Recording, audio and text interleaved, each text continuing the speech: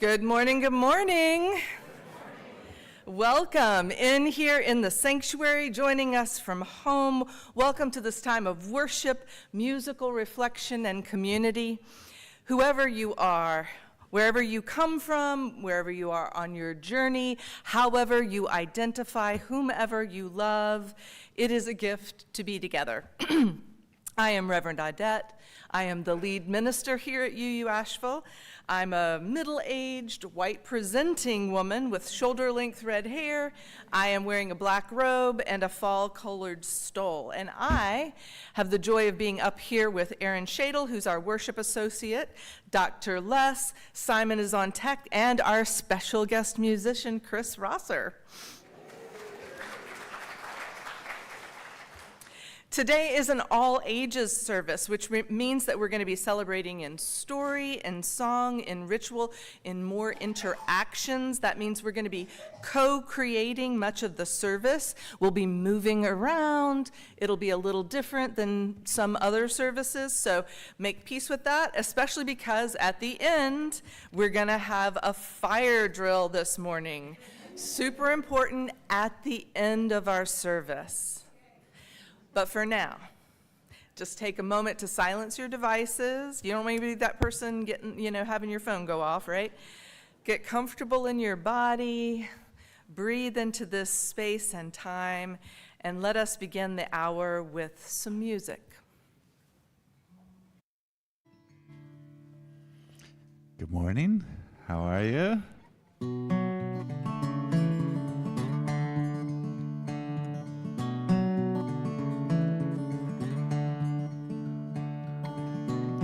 Each year that passes, each fallen step,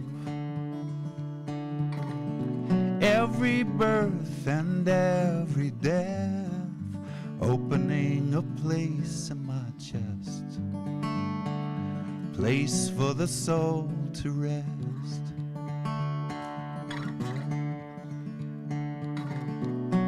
The kind heart softens, muscles expand and contract. Every exhale and every breath, opening a space in my chest, place for the soul to rest. Lonely,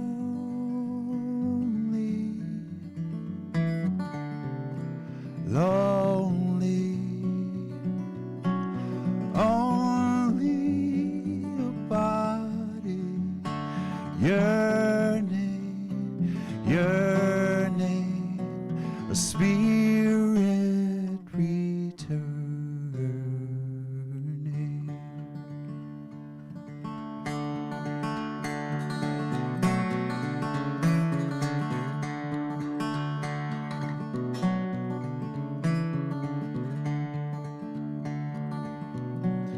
Older and wiser,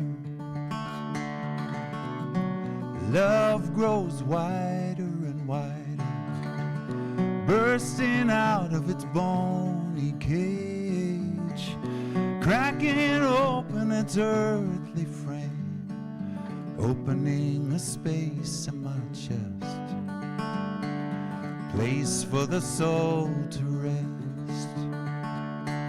Opening a space in my chest, a place for the soul to rest.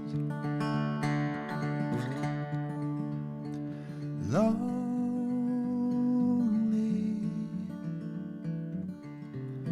lonely, only a body yearning, yearning, a spirit returning,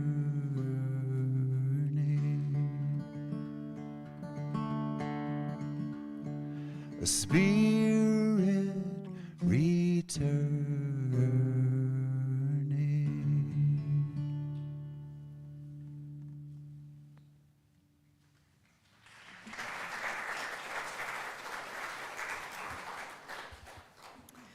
I'd like to invite Orion to please come up and light our chalice for us today.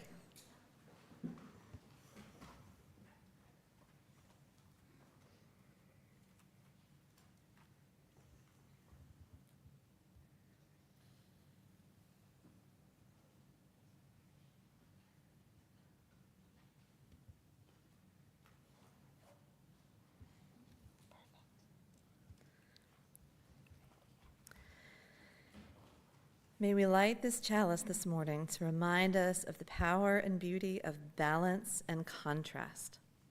It is darkness that can make the flame of a single candle so powerful, and light that deepens those shadows in return.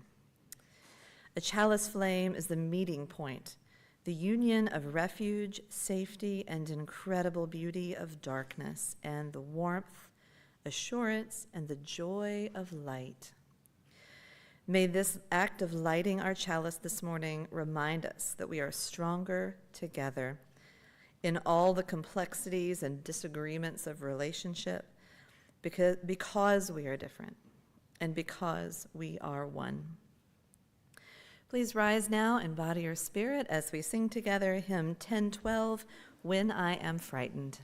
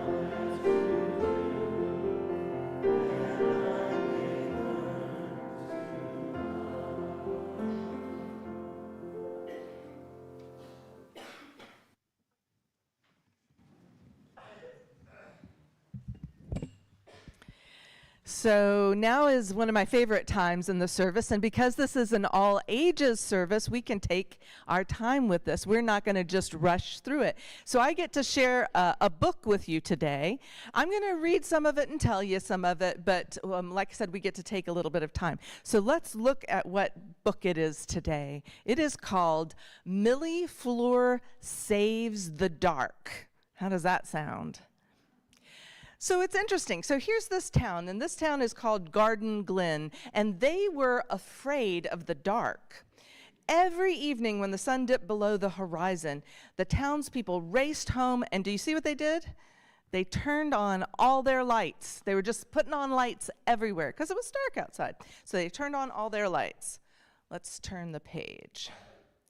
They would put spotlights so you wouldn't miss their garden, right? You don't want to miss seeing the garden in the dark. They put lanterns on all the pathways. Sometimes that's helpful. You don't want to trip. And every house and yard in Garden Glen was as bright as the midday sun, even in the darkness. Every house, let's switch one page. Yeah, every house except for one house. And that was Millie LaFleur's house, of course. And at the bottom of the hill, you can see the town, and look at all that light. And it's so bright, and the brightness, it's not just inside the houses. It kind of lights up the town around it, too, right? Look at the sky of the town. Does that look the same kind of dark as up by Millie's house? No, it's different, right? It's very light. It's a light kind of thing. So let's turn the page, please. So Millie Fleur was worried because it just wasn't dark enough for her. And since she had moved to town, Millie had not seen a single night creature. And her moon garden was it couldn't grow. See, down here in this part, she's trying to grow her moon garden, but it wasn't growing. And so her mom tried to help. She went down to the nearest light in town, and she took the light out of the lamppost to try to make it a little darker. Let's turn the page.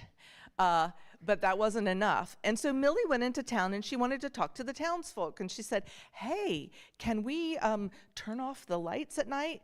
But Garden Glen's lantern committee was not happy about that. They were like, heck no, it's dangerous. It's scary. Who knows what the dark will bring with it? They said. They were very worried about it. And so they were like, no, we got to have the light. And so we'll turn the page. But Millie Fleur couldn't bear the thought of her friend, the darkness, feeling completely unwelcome. So she got to work, and she had a new plan. And with moon pies in hand, and that's what she's got on that little tray down there, moon pies in hand, she went out into the forest nearby, and she found her friend, the darkness. Can y'all see the darkness there? And she said, for me, you're always welcome in my garden. And she gave the darkness a little hug and gave him moon pies. And we're going to go to the next page. And with Millie Fleur and the dark leading the way, the creatures of the night set off for Millie's garden. Let's turn the page. And now you see in Millie's garden, a spider quietly spun a web while bats fluttered and flapped on the breeze. And there were crickets and there were katydids, and they were singing a little bit. And the dark was telling tales of the night. And in Millie Fleur's moon garden, life sprang up all around them. Isn't that beautiful? Like lit by the moon and all the things that happen there. So we'll turn the page. And now the cool thing that happened was that Millie's moon garden smelled so good that suddenly her friends in town, they noticed that delicious scent. And so they grabbed up their lanterns and they went to see what smelled so good. All right, we're going to turn the page. And when they showed up with their lanterns, it scared the dark. And so the dark had to go run and hide. And Millie promised that she would take care of all of her darkness friends and the friends who preferred the darkness. And her friends, her human lantern lit friends were like, what's going on? We're so excited to hear. And Millie said, I tell you what, I'm glad to share it with you, but you have to turn off the lights. And they were very nervous about that. Let's see. They were nervous. They were like, I don't know, what might happen if they go into the darkness? But they decided to be brave, so they turned off their lights. And they went over, and then Millie was like, hey, it's okay. You can come out now, to the darkness and her other friends.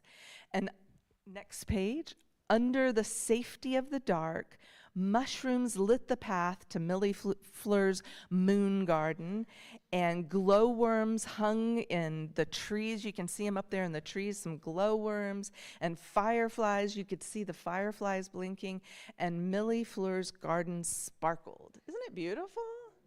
Yeah. And so we're going to turn the page.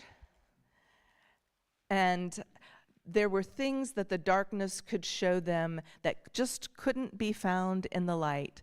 And so that's the way that the town of, I don't remember, Garden Glow or something like that. Garden Glen. Garden Glen learned to love both the dark and the light. And that's what we're going to be talking about a bit today. We're going to learn how to love all the different kinds of things. But that was Millie Fleur learns to saves the night. Yeah.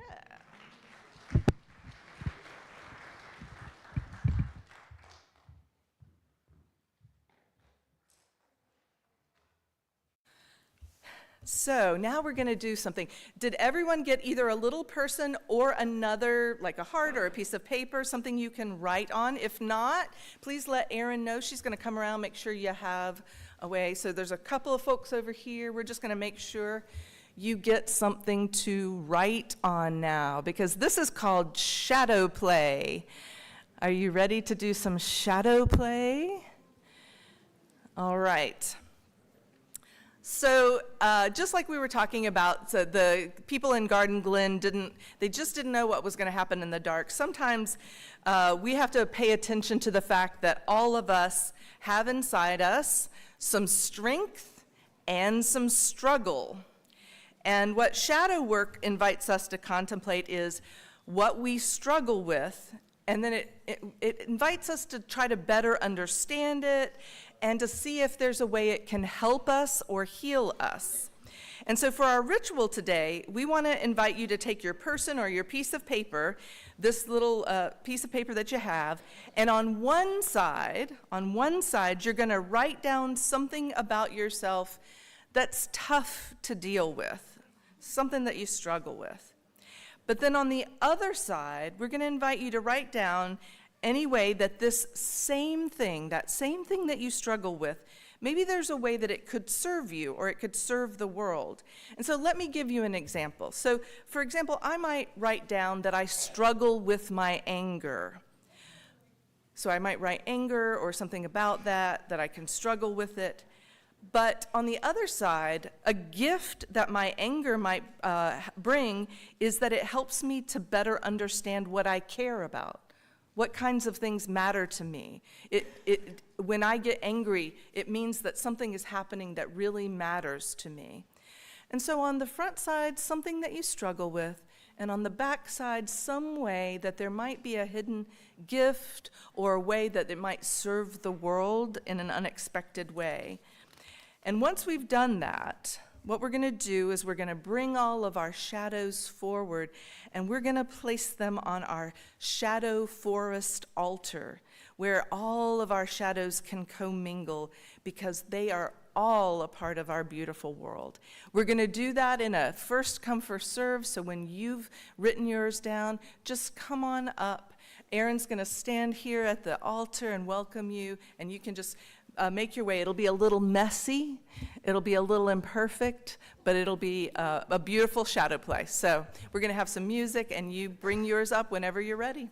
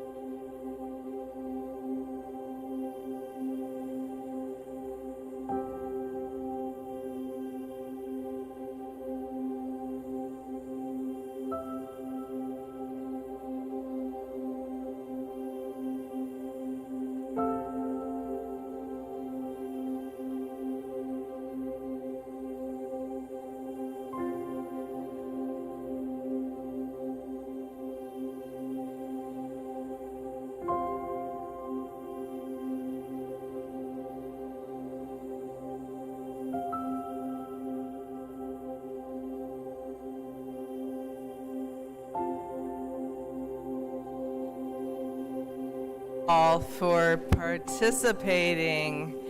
We've got a few more, just a couple more coming, I think.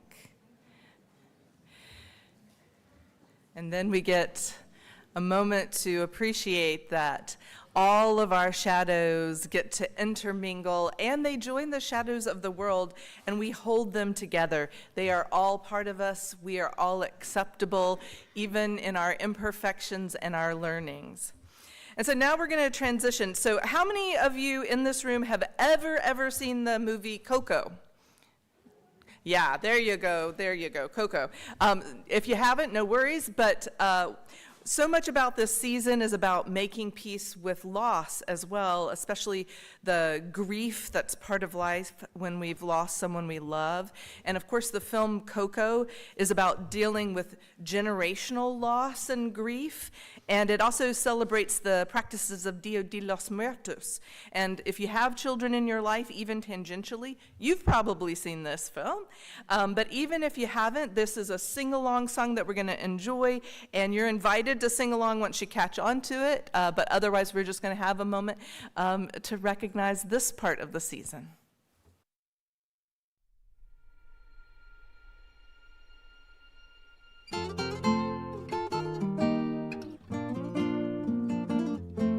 Say that I'm crazy or call me a fool.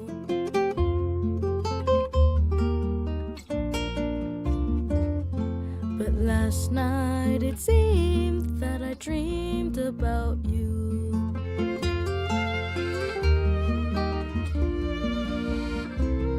When I opened my mouth, what came out was a song, and you knew every word, and we all sang along to a melody played on the strings of our souls, and a rhythm that rattled us down to the bone. Our love for each other will live on forever.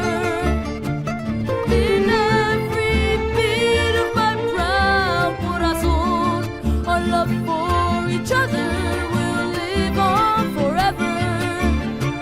In every beat of my proud corazón.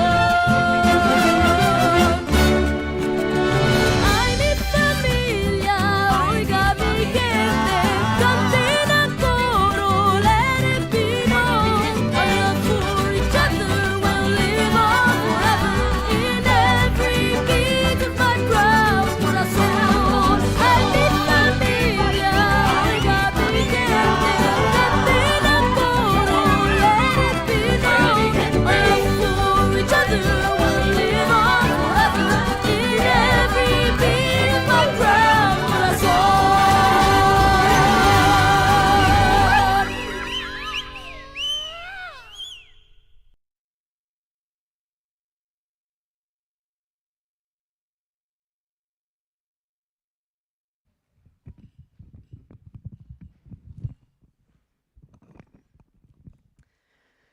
After that, I'm not sure how, but I'm tired.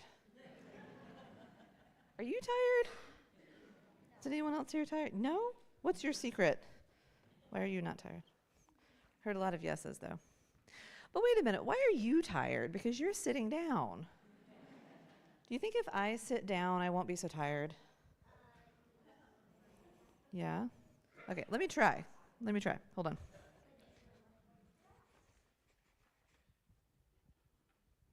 Just need one of these.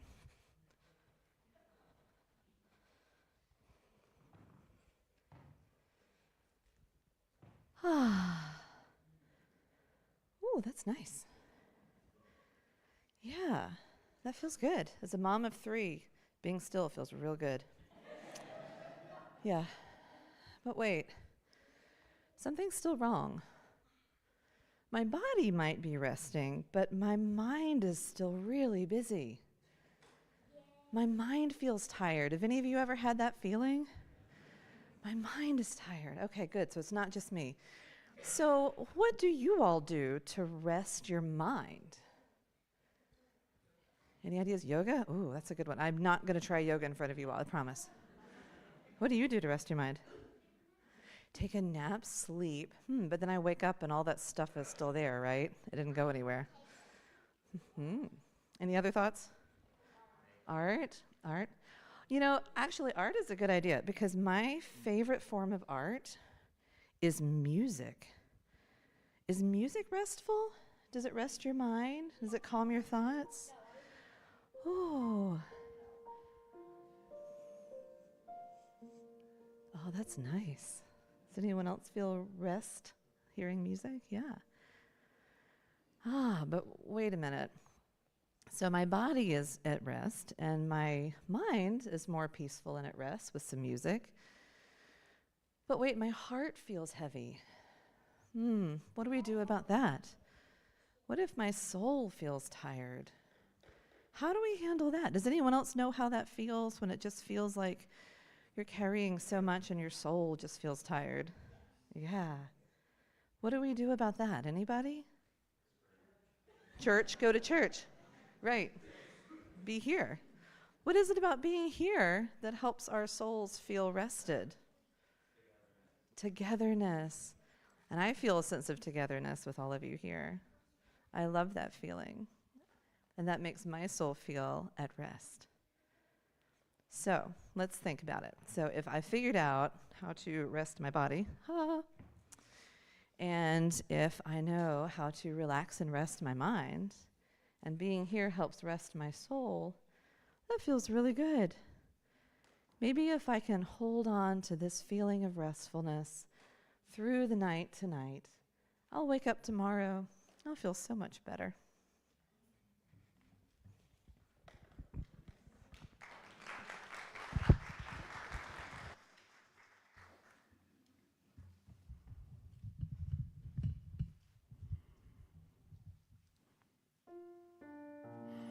So I'm going to do a song written by Sarah Siskind, who lives up in Brevard. And it's a song about nature, finding rest in nature. And particular song's about going up into the mountains to find some quiet and rest.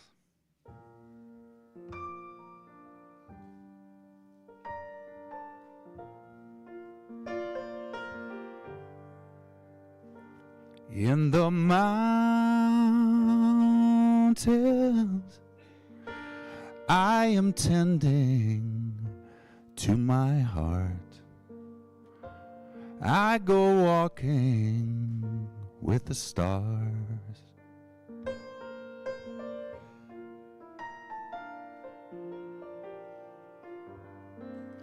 In the mountains,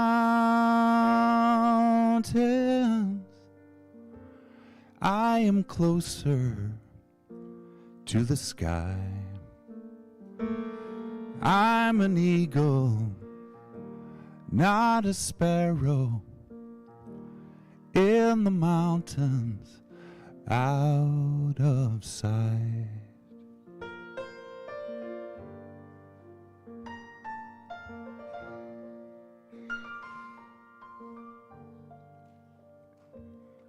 In the mountains,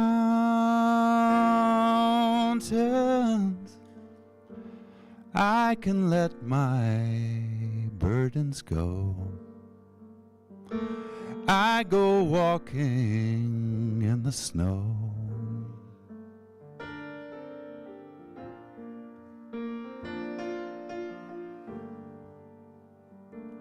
In the mountains,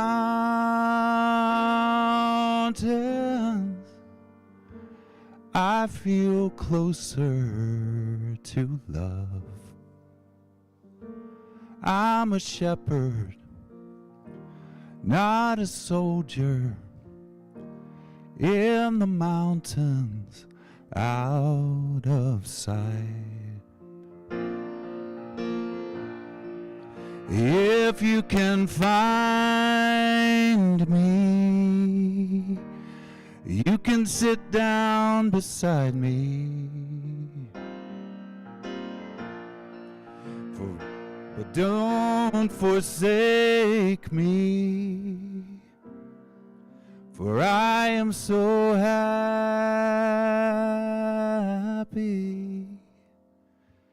in the mountains.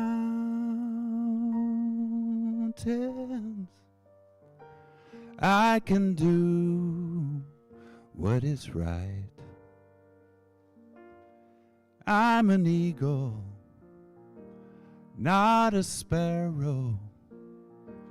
I'm a shepherd, not a soldier. In the mountains, out of sight.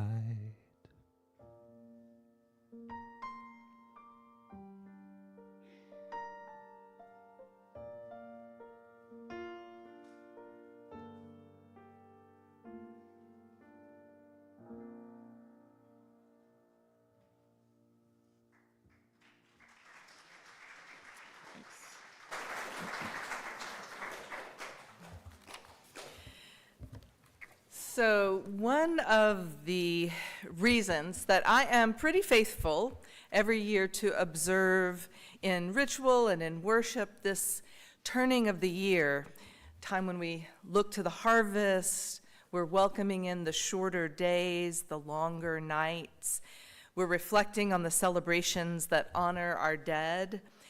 One of the reasons I do that is because it's one of the few places where we humans are still at least partially tuned in to our interconnectedness with nature. Darkness will fall. The leaves are riotous with color, no matter how briefly, and the year wanes. And we humans, with our faces turned to our screens and all of our well-lit rooms, all of us living a little bit in Garden Glen with our lanterns, right? We are still affected. We are still a part of the turning world. So I meet regularly with groups of colleagues. I meet with Unitarian Universalist colleagues, but also local women colleagues who are serving in different faith traditions. And one thing that I can tell you from my own experience, and we can tell you from our shared experience, is that folks are really struggling right now. The rising tides of our national nightmare, perhaps never more pointedly visible than in masked military men on the streets of our cities, or the stomach-churning sight of the devastation of the East Wing of the White House ripped to shreds, out of order, on the whims of a man who has never grasped the common good. This and many other things are just causing people to struggle to maintain their equilibrium and to self-regulate. We're a bit more prone in times like this to seeing things in a very binary good-bad framework. It's harder to be kind and give people the benefit of the doubt. I mean, we're all seeking a path forward. We're looking for some comfort. We're looking for the companionship of friends and a place where other people care. But when we're struggling, it's just more difficult to tolerate human foibles. So that is why we need to embrace the darkness. We need to learn to work with our own shadows. We need to understand the true nature of rest. So I mean all of this literally, but let's unpack it a little bit. I mean, because literally we need darkness. Here's a quote. Exposure to light at night has been proven to impact our mental health negatively. An October 2023 paper published showed findings from the largest ever study, 86,000 participants, on nighttime light exposure from light pollution.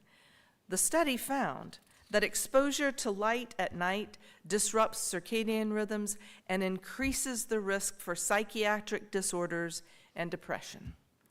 The paper stated that the simple practice of avoiding light at night and seeking brighter light during the day could be an effective non-pharmacological means of reducing serious mental health issues. Blackout curtains. Turn off the lights. That means the light from your cell phone in the dark, the light from the TV left on, the lights of the city shining in. It can have serious effects on your well-being because we need the dark. We need real darkness for our health, our mental and physical health. And we were using the term shadow work earlier. It's a term that was very popular when I was in seminary. Simon and I noticed, Simon said it's been popping up in his life recently. And the thing is that most of us actually spend a lot of time trying to show ourselves and others that we are good people. We do struggle, but we kind of keep that hidden. And from time to time, we've got children in the room, so we're going to use Carolyn Hax's term for this. Each and every one of us can be a glass bowl. It is just true that sometimes we're all going to be a glass bowl. Later, if you don't figure it out now, you'll figure out what that means. None of us is immune from flaws. None of us is perfect. And when we're tired or we're stressed or we're fed up, we are likely to behave in ways that are far from perfect. And so shadow work invites us to look into the ways that we're imperfect, to acknowledge that we all struggle with things. And especially when we project those things onto other people, it helps if we can pause and try to explore what is hurt or struggling. Maybe we've been wounded or we have had some trauma and it's making us react in this way. And that's shadow work. But today I want to mostly talk about the healing that comes from understanding what kind of rest we need. And Erin and I, in preparing for this service, we were talking about this, and she did a brilliant job of talking about different elements of rest, right? But I want to show you this. There are 7 different kinds of rest that we need. We need physical rest, which is any activity that improves your physical well-being and restores the body. We need that kind of rest. We need mental rest, which allows you to detach from the cognitive demands of your life and just lets your brain rest and repair. We need social rest, which gives you a break from socializing or being around people in general so you can recuperate. Whether you're an extrovert or an introvert, we all need that kind of rest. We need sensory rest, which is essential in helping you disconnect from the noise of the world. That's when you need true quiet. You need to be in a dark place. You need to just let your senses stop being in overload, which most of us live a lot of our life in a sensory overload environment. We need spiritual rest, which provides you with a sense of purpose and meaning. That's a kind of rest when you've found purpose and meaning. We need emotional rest, which is integral to reducing stress and overwhelm, anxious thoughts, right? Erin touched on this a little bit. Maybe music, other things that help you recover from emotional overload. And we need creative rest to protect your creative energy so you can always feel inspired. And when the world turns dark outside and the nights are longer and colder, to embrace the opportunity for rest may also mean reflecting at some length about what kind of rest you need. We may assume that our tiredness is just body tiredness, that we need to sleep and that'll restore us. But what if what we actually need is emotional rest? The rest of the mind that comes when we stop putting up that false front and we're vulnerable and we're honest about how we're doing. It's the kind of rest that comes from true authenticity, the kind of relationships that are deep enough to hold pain, to hold vulnerability or sorrow, confusion, anger, fear. It also needs to be able to hold the kind of joy that moves us to tears, or the laughter that wells up from our deepest places, the kind that leaves you howling or maybe rolling around on the floor or doing many other undignified things. We need that kind of relationship. And so this UU congregation strives, sometimes we fail, but we always strive to be a place for spiritual rest. And spiritual rest comes when we feel that our lives do have meaning, when we understand our purpose, when we're part of something larger than ourselves, when we're building a world that our children will inherit. We're thinking about the subjects that are outside the usual round. We're connected to others in ways that can change us and help us change the world. That's spiritual rest. And these These are times of struggle, and I know that Reverend Claudia and I are always saying, almost on a loop, you need to rest, you need to find balance, you need to pick your battles. And we're saying it, of course, because it's true, right? I'm just going to pause for a second.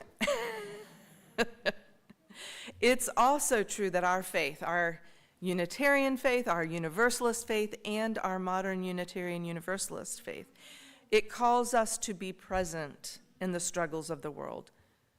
We are asked not to tune out, not to rest on the comfort that our privileges may provide, not to consider the work we do to help others charity. We're called to collective liberation, the understanding that we are all on a journey together, that my freedom is wrapped up in yours, and no one is disposable. And so in order to find a life of meaning, we have to have a rich interior life that sustains us. We need a community that cares for us, and we need to work with others in ways that matter. Because what we're trying to do here is to co-create a world where love truly is at the center. And to be able to balance all of that, we have to rest. Rest not just by sleeping, but by taking sensory breaks or times of solitude for social rest, or just plain understanding what kind of rest we do need. And so we don't need to fear the dark. All of us live our lives, our best lives, in cycles of darkness and light. So I invite you to consider entering the coming season of darkness, remembering, of course, that next Sunday we are going to fall back. And so you should come to church at the right new time so that we don't miss each other. And we can enter that with a spirit of seeking healing and wholeness and new understandings of which rest is needed so that we can show up for a world that so badly needs our love and care. And so we can show up for each other, because all of us need all of us to survive. Amen.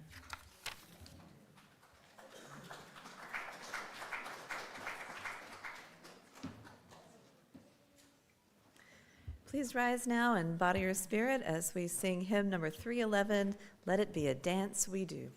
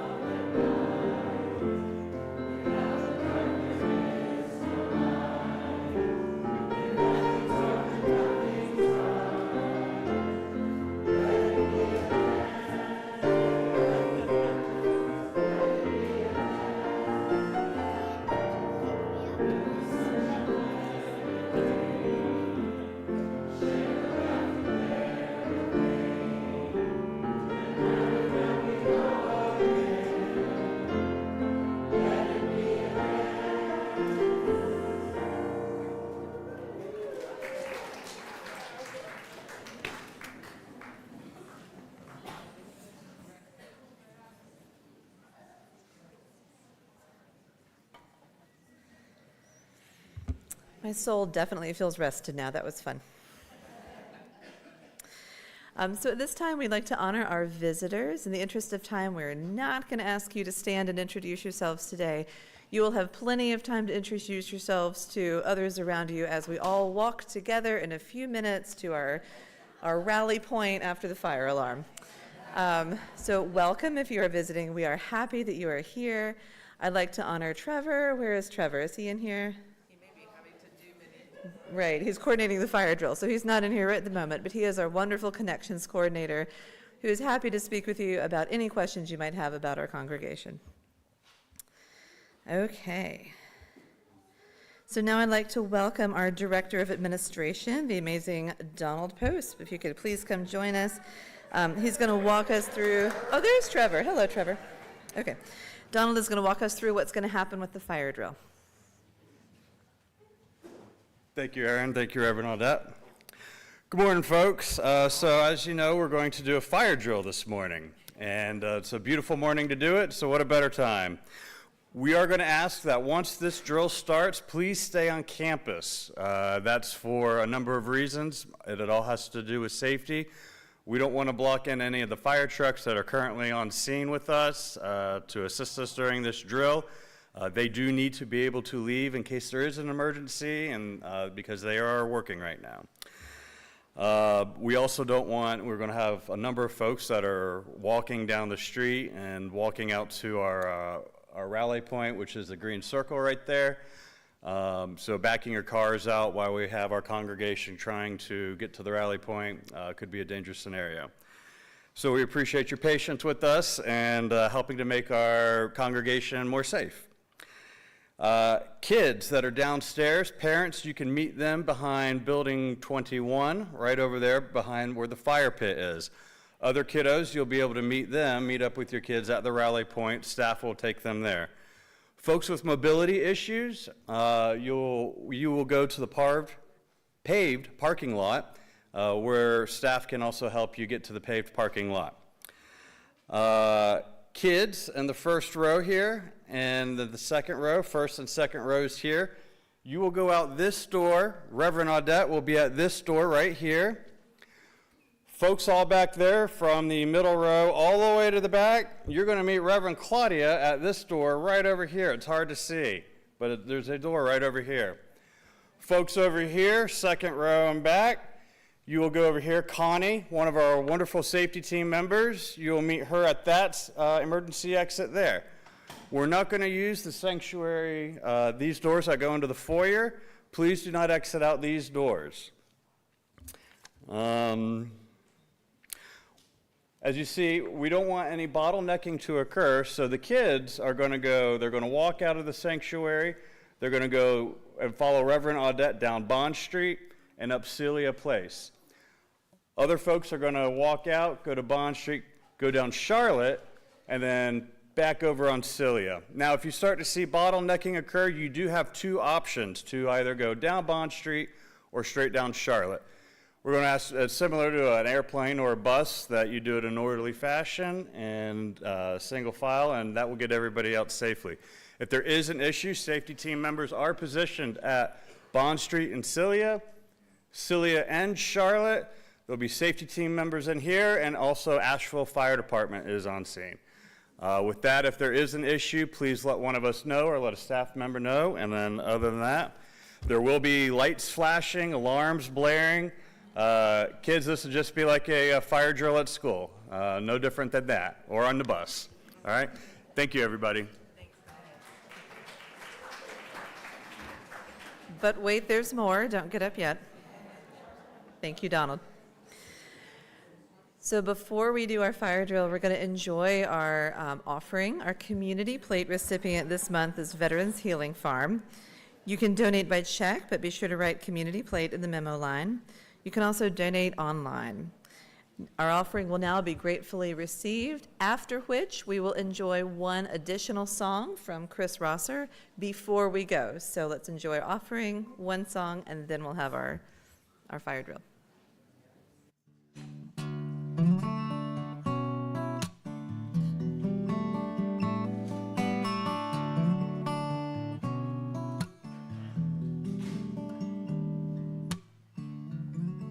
when the tears have all run dry and the hopeful words have all been said,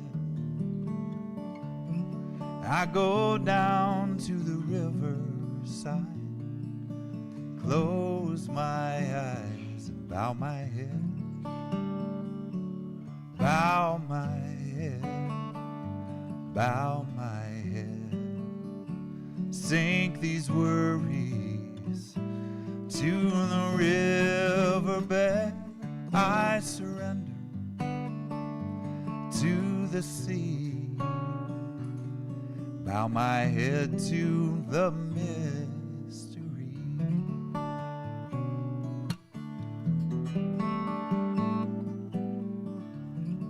So many things that I can't know,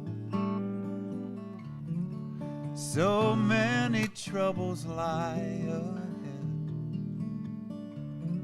Water like a kindness flows when I close my eyes and bow my head, bow my head, bow my head, sink these worries to the riverbed. I surrender to the sea, bow my head to the mystery.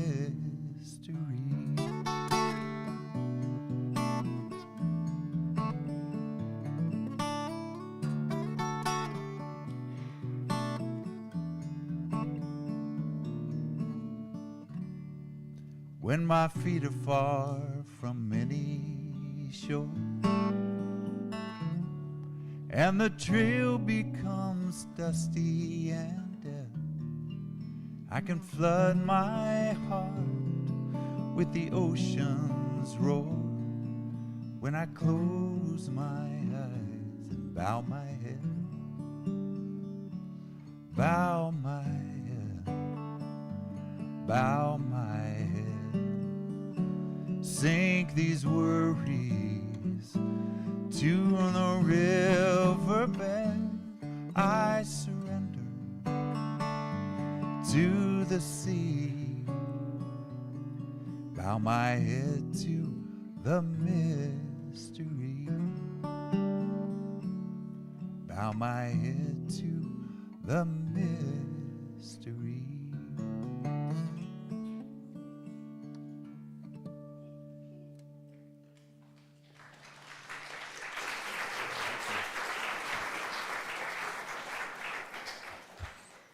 For the gifts of your presence, time, talent, and wisdom, we are grateful.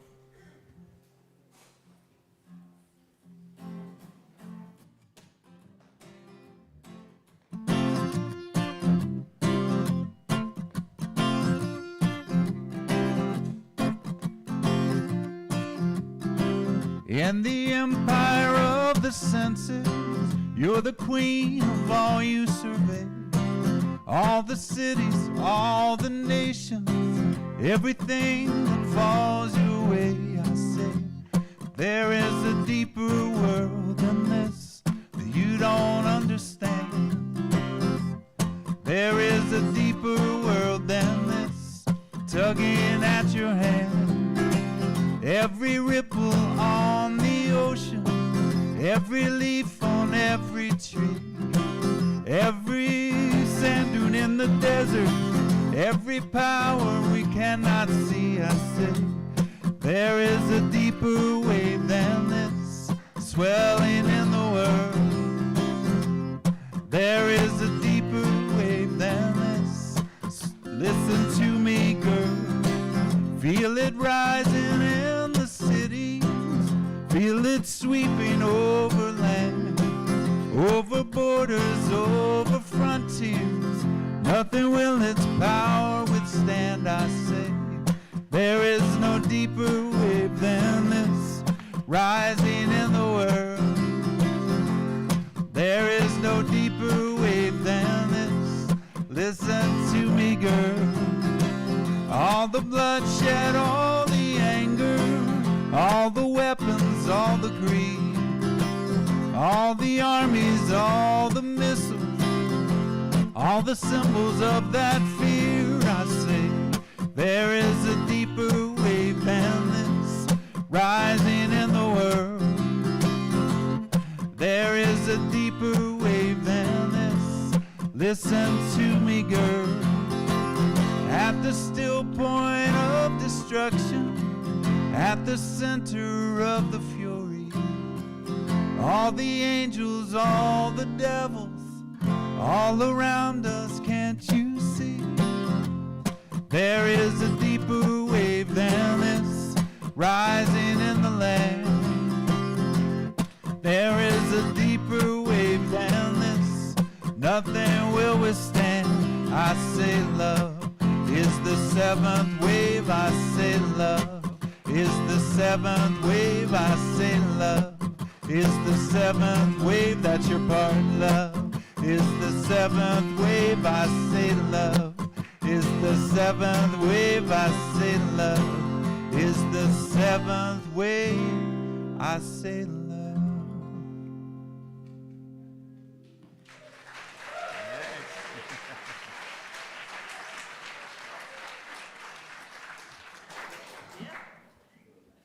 All right, the next thing that's supposed to happen is a very, very loud sound, I think. So, there we go.